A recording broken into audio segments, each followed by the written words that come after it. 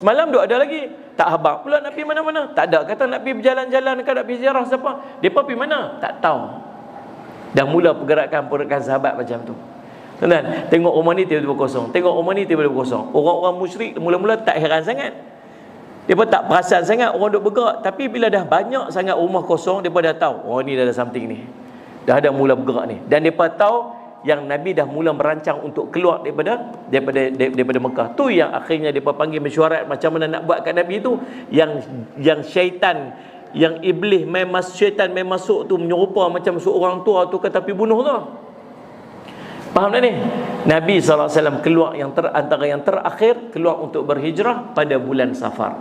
Jadi kalau orang tanya kat tuan-tuan pasal apa bulan Muharram, tuan-tuan boleh bagi jawapan dah. Orang kata mana ada Muharram Nabi berhijrah, Nabi hijrah bulan Safar. Hampa duk pergi sambut ma'al hijrah, mana ada Nabi hijrah bulan Muharram?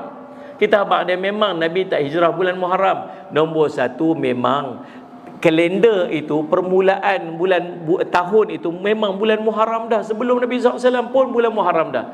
Yang kedua, kata pendapat ulama, Nabi SAW keluar hijrah, perancangan untuk keluar hijrah tu bermula bulan Muharram. Bahkan para sahabat dah mula keluar dah bulan Muharram tersebut. Boleh tak tu? Baik tuan-tuan, jadi subhanallah kita boleh faham dah. Dan peristiwa ini, sallallahu alaihi wasallam Muhammad, dibincangkan ini. Dan yang ketiga, pasal apa bulan Muharram? Dia masuk waktu isyak lagi. Masuk beritahu nah. Masuk lagi beritahu nah. Bunyi. Okey, bunyi. Yang ketiga, Allahumma salli ala Muhammad.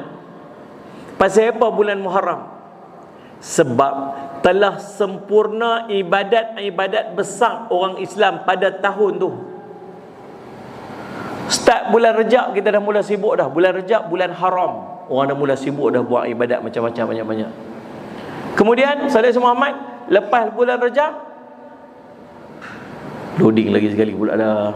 Menyanyi pula Muharram, Safar, Rabiul Awal, Rabiul Akhir, Jamadil Awal, Jamadil Akhir, Rejab, Sya'ban Ustaz. Oh, kemas sikit. Jenuh nak menyanyi dulu. Loading. Sya'ban. Lepas Sya'ban, Ramadan lagi kalut. Yang puasa, dengan ibadat, dengan apa sebagainya. 10 akhir Ramadan lagi sibuk. Lepas tu Sayyidina Muhammad, lepas tu Syawal. Syawal ini dia panggil tahun permulaan haji dah. Orang dah start dah nak kelang kabut nak pergi haji dah ni. Syawal start, Syawal tu dah start dah. Lepas Syawal, Zulqaidah, Zulhijjah, musim haji. Korban haji. Kemuncak ibadat kita orang Islam pada setiap tahun ialah musim haji.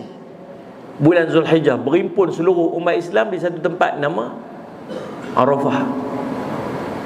Faham tak? Tu kemuncak dia. Lepas tu bulan Muharram, okey, reset balik, start balik tahun baru pula, slow balik, start pada awal balik, sampai bulan Hijjah kemuncak, lepas tu start balik. Itulah cycle tiap-tiap tahun, permulaan dan pengakhiran kepada peristiwa besar ataupun ibadat besar yang berlaku pada orang Islam pada setiap tahun. Itulah sebab dipilih bulan Muharram itu sebagai bulan permulaan kepada kalender Islam. Dan kita juga faham peristiwa pemilihan kalender Salih Muhammad Islam dicadangkan oleh para sahabat, antaranya sahabat senior Sayyidina Umar sendiri, Sayyidina Osman, Sayyidina Ali, yang mencadangkan tarikh permulaan kalender Islam itu adalah tahun hijrahnya Nabi sallallahu alaihi wasallam